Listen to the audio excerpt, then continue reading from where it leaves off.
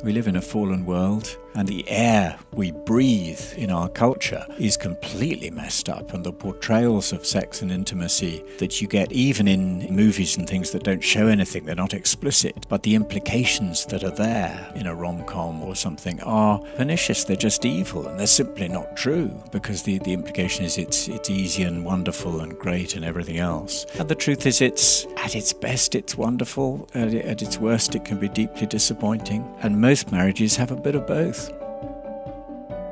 Welcome to the Crossway Podcast, a show where we sit down with authors each week for thoughtful interviews about the Bible, theology, church history, and the Christian life. I'm Matt Tully, and today I'm talking with Christopher Ashe. Christopher is a writer-in-residence at Tyndale House in Cambridge, England, and a full-time preacher, speaker, and writer. He previously served as the director of the Proclamation Trust's Cornhill Training Course and as a minister and church planner. He's also the author of a number of books, including Married for God, Making Your Marriage the Best It Can Be with Crossway. Today, Christopher and I discuss how to navigate conflict in marriage. He reflects on some of the struggles that he and his wife had wrestled with over their 3 decades of marriage, shares biblical wisdom for working through disagreements related to money, sex, and kids, and offers practical advice for couples who feel like conflict has become the norm in their marriage. Let's get started.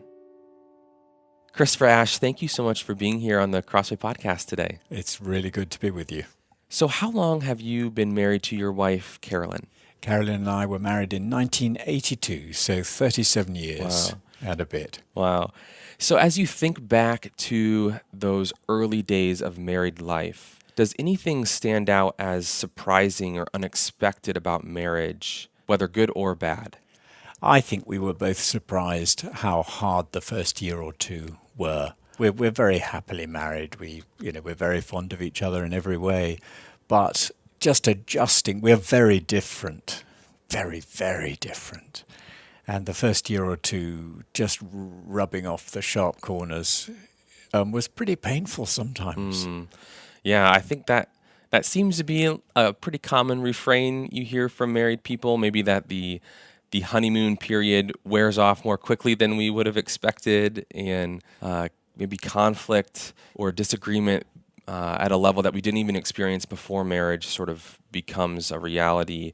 What were some of those things that were difficult in those early days as you guys were living together for the first time? Yeah, I think all sorts of expectations as to how to do life, how to relate to your families. When our children were born, so our first son was born, within the first 2 years of marriage, so relatively soon, and how to bring him up.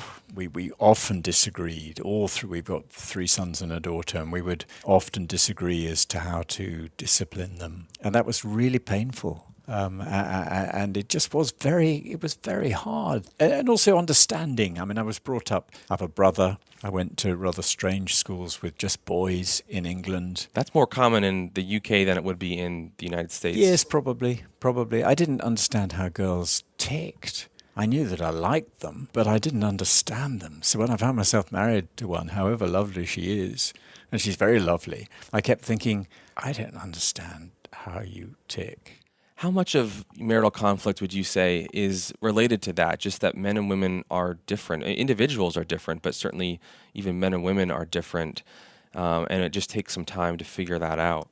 I think quite a lot probably is that. But also our backgrounds. So things like I gradually became aware of how deep an impact Carolyn's relationship with her father had on her. He wasn't always an easy man, and that had affected the way she related to me. It kind of bounced on a generation. Yeah, that's been a surprising thing that I know my wife and I have realized, and talking to other couples, they've also realized just the big impact that our own family histories have on how we think about life in general. Are there any other ways that you've seen that at work in your own life? Yes, I think so. I think my family was probably a little bit dull, but I mean, it was secure and straightforward, and you got on with life and you did a job and you tried to do it decently, and that was the kind of upbringing I had.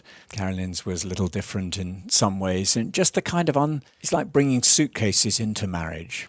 you think you're marrying someone, it's just them, but there's all sorts of suitcases that you bring and they bring, full of all sorts of clutter and clobber. Some of it really good and some of it not so good. Yeah, how have you guys navigated the reality of in-laws and just thinking through, as you've kind of alluded to, when you marry a person, you're kind of marrying their whole family. Yes. I mean, our parents have died now. They lived to ripe old age, but they've died now, and we gradually got used to them and to relating to them. In fact, the last to die was my mother, and Carolyn, my wife, was so sweet with her. I mean, it was almost like the book of Ruth. I mean, it was wonderful. I remember a nurse in the care home saying to Carolyn, "You're like a daughter to her." I mean, she was really sweet, and that was lovely to see, because my mum hadn't always been the easiest. So the relationship wasn't always necessarily like that. No, it wasn't always like that. It was lovely to see that by the end. It wasn't always like that. We didn't have huge fireworks, but that's partly because of our sort of English middle-class culture. Things tended to get papered over, even if they're not very happy. It wasn't like if we'd been Italians or Spanish or something, we'd have had great fireworks and then settled down. As you think back on your work as a pastor over the years, shepherding everyday Christians in churches, what have been some of the most common causes of conflict in marriage that you've had to counsel people through, or that you and your wife have experienced yourself? I think just thinking as a pastor, sometimes it relates to career, one, or it could be either in our contemporary culture, prizing their career perhaps above their marriage. And sometimes that causes tensions, and sometimes it's just straight ungodliness, that a husband needs to say to his wife, "Look, our marriage is more important than my getting promotions," and so on. And I think particularly men sometimes think, I'm free to go where I want and get any job I want, and my wife will just tag along with me. And some wives are very wonderfully loyal, but some of us husbands need to be a little bit more considerate. I mean, I think to be really honest, the physical side of marriage and sex can be a source of tension in all sorts of marriages. And as a pastor, people will sometimes talk to you about these things. And it's a good thing they do, because then you can talk with them about the Bible's teaching and you can pray with them. They know they're not on their own in these things. But sometimes I think we pretend that is just sort of happening and that's all just fine. And sometimes it's wonderfully fine, but sometimes it really isn't. Yeah. Do you feel like you've been surprised by how often people have come to you with sex and intimacy being a struggle for them in their marriage? I think I'm getting less surprised as time goes on. We live in a fallen world, and it's not, it's all messed up. The air we breathe in our culture is completely messed up, and the portrayals of sex and intimacy that you get, even in sort of movies and things that don't show anything, they're not explicit, but the implications that are there in a rom-com or something are pernicious. They're just evil, and they're simply not true. Because the implication is it's easy and wonderful and great and everything else. And the truth is, it's at its best, it's wonderful. At its worst, it can be deeply disappointing. And most marriages have a bit of both. So what kind of advice then have you offered to couples who are struggling through some conflict related to intimacy? Well, obviously each situation is unique and different, but are there large strands of advice or guidance that you've offered to couples on those lines? I think we've often said, and we've found, because we're now in our 60s, that a young couple may feel that we're kind of safe to come to as an older Christian couple. We're not going to sort of tweet everything they've said to us. They know they're safe with us. And they know you've probably been there too. Yes. And so we've often said to people, if I'm somewhere else and we don't live there, I've often said, is there an older Christian couple you can go to and talk to?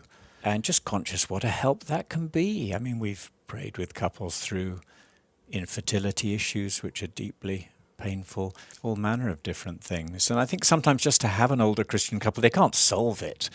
They can open the Bible with you and it remind you of what you already know from the Scriptures. But they're on your side. They know you're praying for them.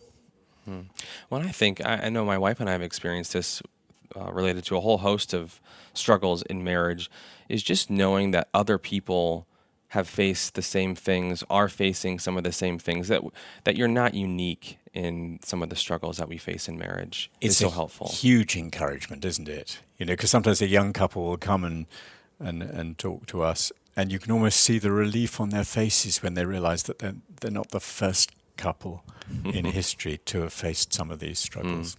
How about money? That's another category that can often lead to conflict in marriage. What have you seen as maybe patterns of ways that conflict has worked itself out in your own experience? I think debt can be a big problem. I don't know if that's true in North America, certainly in the UK where I live. Coming into marriage with a debt, maybe credit card debts or, I'm not talking about a mortgage, but more serious debts, that can be a really big issue. And different approaches to saving and spending. It can be a huge tension. We've been very thankful. We've had families who've been generous. We've always had enough, more than enough, really. And Carolyn's wonderful. She'll always live. We live well within our means, and so that's not been an issue for us. But as a pastor, you realise that that's not the case. And some people come into marriage with a history of making bad spending decisions and bad borrowing decisions, and maybe their parents have done the same. And that can be a really, really big thing. So I've realized that you do need to talk through those kinds of things. Yeah. I think another maybe final large category of where conflict can often kind of arise is related to children. So whether it's questions about whether or not to have children, how many children to have, but probably even more so after children come in a marriage, that just adds a whole layer of complexity and stress at times to the home life. So what have you seen, again, along those lines in your experience counseling people? I realize again and again what a blessing marriage is and what a curse it is to be living together unmarried. Most people in the UK would live together unmarried. They might get married later, they might not. I'm guessing in North America, I think we're heading more and more in that direction as the norm. I mean, that is the norm. I don't envy them because you're always on performance, aren't you? And when you're married, I know marriages do break up tragically, but they are way more secure. All the social statistics demonstrate that. They are far more secure than living together unmarried. In terms of the relationship continuing. Yes. Yeah. Yes, just simply in terms of the relationship continuing. And you're married. I mean, Carolyn and I, thank God, we both came from homes where our parents were together and stayed together. I mean, that's not very normal now. And it's a great blessing. So we kind of came into marriage with the assumption you get married and by God's grace you stay married and you go through some rough times. And often when children are young, funnily enough, yesterday we had breakfast with friends who've had twins, and we were staying in Ohio with friends who have twins. And you realize, we never had twins, but you realize when twins come, that the stress levels come on steroids. I mean, it's just huge. It's a blessing. It's wonderful. But, it's intense sometimes. Intense. Yeah. Oftentimes the issues and the decisions that come with children can feel so significant because they aren't just involving you yourself or even your spouse, but they involve people that you love so deeply and are responsible to care for so deeply. Have there ever been times in your life when you and your wife have disagreed on the best course of action with your children? You mentioned discipline was an area where you guys struggled to agree sometimes. How did you work through that together as a couple? There are times when it was very painful. We've certainly disagreed. We've disagreed about schooling decisions. We've disagreed about discipline decisions as they grew, how much freedom to give at what stage. I often feel I've been a very bad father, really. I just think I'm very conscious of so many mistakes. But we have worked through them. You hang on in there, you wait, you have the conversations, you listen, you talk through them, you apologize, you forgive. How important is apologizing and forgiving for a married couple? I think it's really important. I'm not very good at apologizing. I hope I'm a bit less bad at apologizing. Carolyn's very good at forgiving, very long-suffering. Really important. I think perhaps particularly for us men, just to put our hands up and say, I'm sorry I was wrong, which is not the same as I'm sorry you felt hurt or I'm sorry I upset you. But I'm sorry I shouldn't have said that or I shouldn't have done that. And that's a very good thing to do. It's easier to do when you know that your wife is forbearing and forgiving and that she will forgive you. I think some pressures in marriage come when it's both ways round, but when a man isn't sure whether his wife will be willing to forgive what he said. But he still has a responsibility to apologize. Must still do that. Yeah. But you've got all these decisions about children, and they really reveal your heart as to what you most deeply long for in a son or daughter. And there's something, because there are all sorts of idolatries. In Cambridge, in England, where we live, education is a big idolatry. Academic success, it's a clever place. And the danger is that Christian parents will unwittingly buy into that, and they will mind more about their exam success of their children or whatever, which college they get into. They'll mind more about that than they do about their children following Jesus. Yeah. So a lot of conflict in marriage is caused or maybe at least exacerbated by poor communication. What practical advice would you offer to couples on that front? I remember somebody once saying to us, an older pastor, that people talk about quality time, but actually you need quantity time. Actually, there is no substitute for having unhurried time when you're not both completely exhausted. Last thing at night's often a bad time. And that's often the time that, especially parents with young children, that's the time that you try to have these conversations and spend time together. Yes, and it may be the only time you can, but it's not always the best time. You're about to sort of hit the pillow and one says to the other, can we talk about this? We've had some pretty bad conversations at that time.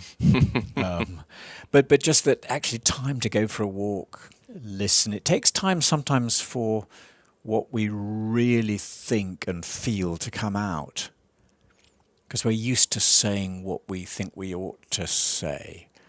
And it takes time. I've found with my wife, it takes time to give her space and time really to say what she genuinely feels and thinks, and for me to listen to that. And it's not always that the person is holding back intentionally or trying to we don't always even know what we think about things. Yes, it takes time to formulate it and to express it. So how have you and your wife balanced the importance of speaking positively and optimistically about your marriage and about each other, especially when it comes to other Christians, in your church, say, with the need for being honest and transparent about the things that you're struggling with and the things that you might need help with? I think sometimes we can feel a tension there of, I feel like I need help. I feel like things aren't great, but I also don't want to speak bad about my wife or bad about our marriage. How have you navigated that tension? Praising one another is a great thing, isn't it? I find it not difficult to praise my wife. She's very lovely in all sorts of ways, and it's not difficult to praise her. She's not very good at math, but hey, I'm not sure that really matters. She's really, really lovely. She makes friends. Well, it's lovely to focus on being able to speak positively where it's genuine and true and heartfelt and clearly right. To do that and not to neglect to say those positive things, not just to take them for granted. That's so easy to do. And to say them to one another privately and to say them about one another publicly. And in that context, to say, actually, it's been really difficult recently. I've been stressed and short-tempered or whatever it is. And these aren't shock horror revelations, are they? People listening to them think, oh yeah, they're human and touched with sin just as we are. Yeah. How important has it been for you and your wife to have other married couples to kind of do life together with and to share these things with? I think it's been really good. We've often had good times when we've had a meal with just one other couple, and I mean, we'll talk about all sorts of things, but we'll often close the evening with some prayer together, and that's really good. The other thing we've both found really helpful is I am at the moment, and in the past I've sometimes been in a prayer triplet with a couple of other guys, and there's a couple of men I meet with in Cambridge each week, and just that encouragement of we all want to, we want to encourage each other to follow the Lord faithfully, to live with a good conscience, to walk with Jesus, to serve him. And for Carolyn, in a very feminine way, to have women friends, Christian women friends, has been a really valuable thing. And I think sometimes the pressure you get is where you get a couple who buy into the sort of society's idea of coupledom, where they just gaze into each other's eyes and each is everything to the other. And they cut themselves off from their friends, the man from his men friends, the woman from her women friends. And that can be very stifling. I think that can happen often in those early months and years of marriage even. There's this... I felt that temptation. I've seen other couples sort of do that as well in those first days. And especially where a couple move, maybe for work they move to a different part of the country or whatever. And we've often, if we've moved quite a bit, and we've taken to praying when we move, particularly that Carolyn will make some really good women friends. No, good to pray that I make some good men friends as well, actually. How significant has what Scripture says about marriage been to you and your wife as you've thought about not just your marriage generally, but navigating conflict? I think of the classic passage that speaks to marriage, Ephesians 5, where the Apostle Paul is really drawing connections between marriage and what Christ has done for his people. Speak to the role that passage and others like it have played in your own thinking and approach to these issues. It's been hugely significant, and grappling with the Ephesians 5 or Colossians 3 or 1 Peter 3, the three passages that speak about the husband's Christ-like headship and the wife's Christian submission, which are really explosive in our culture. But grappling with those and trying to see how does my calling as a husband to be a Christ-like sacrificial. I think C.S. Lewis said the only crown that a Christian husband has is a crown of thorns, which is well put, wasn't it? That's it's not a recipe for male chauvinism and men getting everything we want. It's a recipe for sacrifice. And me getting to grips with that and thinking, what does it mean now so to serve my wife in ways that are not pleasing me and making everything easy for me? And I guess the same is true for my wife, thinking, what does it mean to be Christ-like in submission? I think we've often got it wrong in all sorts of different ways. But those passages have been really, really significant for us, yeah. Yeah, I think a lot of us hear those words, headship, and then even especially submission. And the first thing that comes to mind is a husband who just sort of always gets his way, always makes his voice heard over and above his wife's voice. And then a wife who just is sort of dominated and doesn't have a say and isn't cared for in any way. How often do you think that's actually been the case in your experience working with married couples? I think you see it in often it reflects the culture. So the liberal culture that we live in Cambridge, you're more likely to see a wife dominating, or hard for a husband to know what it is to be a man and to be a husband and to exercise any kind of lead, because our society says that's all wrong. So you see that. But in other more conservative cultures, you sometimes see the man thinking this is a free pass to doing what I want and just being a little tyrant. And you see the pattern distorted in different ways. And you see the wife who thinks, well, I'll just be sort of mousy and let him walk all over me. And then she ceases to be the helper of Genesis 2, to work alongside him, serving God together. Or the great wife at the end of the book of Proverbs, who are women of great dignity and really serving alongside their husbands. Or, and you get this quite often, I think, in the culture that I live in, the husband just abdicates and thinks, I'm going off to the golf course or the sports club and or the office or wherever I work, because that's a much easier place to be. And sometimes wives don't help because they don't give the husband much chance to give any kind of lead. So it's a delicate relationship, and I've seen it distorted in lots of different ways. Yeah, what advice or counsel would you offer to the person who wants to live out their God-designed calling as a husband or wife, but their spouse isn't really interested in that, maybe isn't even a Christian? How should they pursue that when there's not that ideal reciprocal kind of mindset? To some extent, there never is, because even in a Christian marriage. But yes, I think 1 Peter 3, which is addressed to wives some of whose husbands are not believers, is a very helpful one, because Peter is saying to the wives, be a Christian wife, even though it's hard. Don't constantly nag your husband, but be a godly wife. And I guess the same applies the other way around, that a Christian man may be married to a wife who's not a believer, and she may be an aggressive secular feminist, who knows, in which case it's not going to be easy for him to give a Christ-like lead. But just to seek to go through each day with a clear conscience and to do what he can.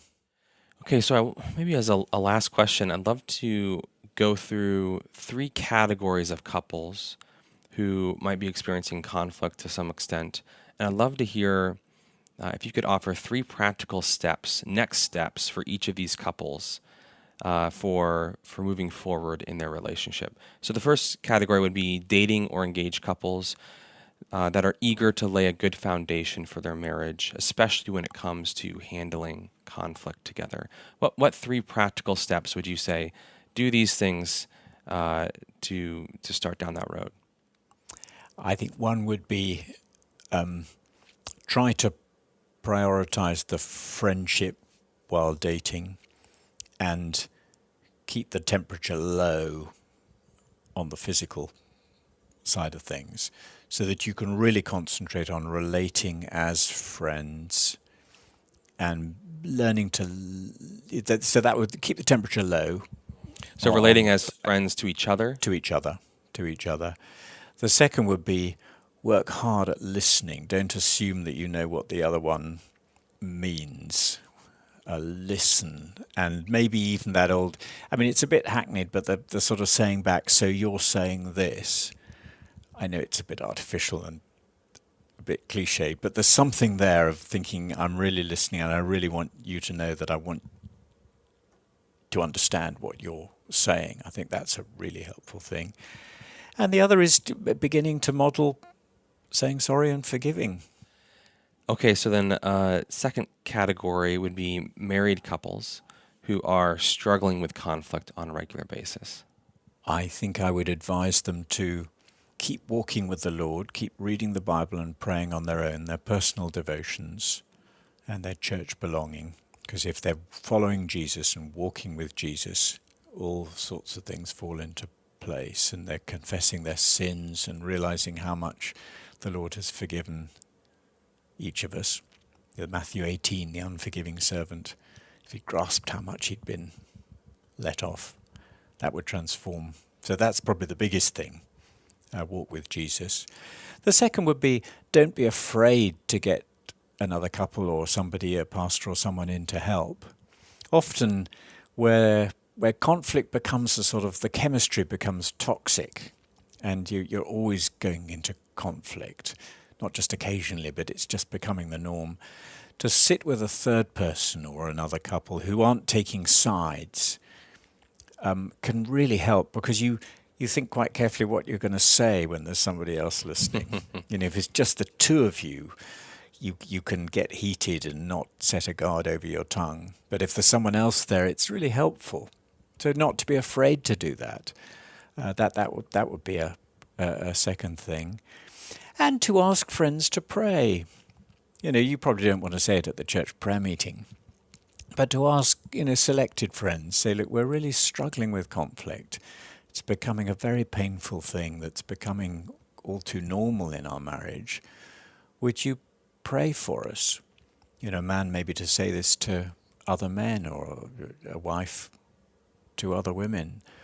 And then, in a sense, they can then say, so how's it going? And it might be very specific. It might be there's some message, or WhatsApp message or something. Please pray. This evening we've got a parents' meeting at the school. We usually quarrel. Could you pray that we won't? And then a prayer partner can say the next day, how did it go? That can help. Yeah. All right, the final category would be the married couple that isn't just struggling with conflict on a regular basis, but maybe they're at a breaking point, and they're maybe even wondering if their marriage can continue. What would you counsel them to do? It's really hard because the levels of pain and misery can be so intense. I think I would want more than anything else to point them to the faithfulness of God, the unchanging covenant faithfulness of God to us in Christ, and that nothing can change that if I'm in Christ. Because often that security, it means you're standing firmly on a rock. You feel as though the whole the world is moving all around you, and there's nowhere safe to stand, but there is if you're in Christ. I think I would say that first. Second, I think I would say don't overestimate how easy it would be to split, and don't underestimate the blessings of holding on. I mean, I think there are times where it's right for somebody to walk out of a marriage. I think, sometimes adultery or repeated adultery would seem from the scriptures that that's justified. I think there are times when physical abuse, somebody just has to be out of it. That overrides other things. But I think there's a great many marriages where it's really difficult and painful. But it may be that in 30 years' time, they'll thank God that they hung on in there. I think there have been a number of marriages where that's been the case. So don't overestimate how easy it'll be outside, and don't underestimate how the benefits of just hanging on in there. Is there a third? I think you're trying to serve God in your marriage, and the marriage is not there primarily to meet my needs. Our society says the whole relationship's there to make me feel good, or to make us feel good as a couple. But I'm here to serve God. I'm married, so I'm here to serve God in my marriage, just as an unmarried person should wake up in the morning and think, I want to serve God in my unmarried state. I think I want to serve God today. I want to walk with a clear conscience. However difficult, whatever's said to me, I want to speak the truth. I want to be generous. I want to show the character of Christ in my marriage. I remember talking to a friend whose marriage sadly did break up, but I was saying to him, you can't control what your wife will do or say, but you can resolve to walk through today with a clear conscience. That's interesting. It's pointing people beyond their marriage and pointing them to a deeper, a higher reality and responsibility that we have to God himself. Very much so.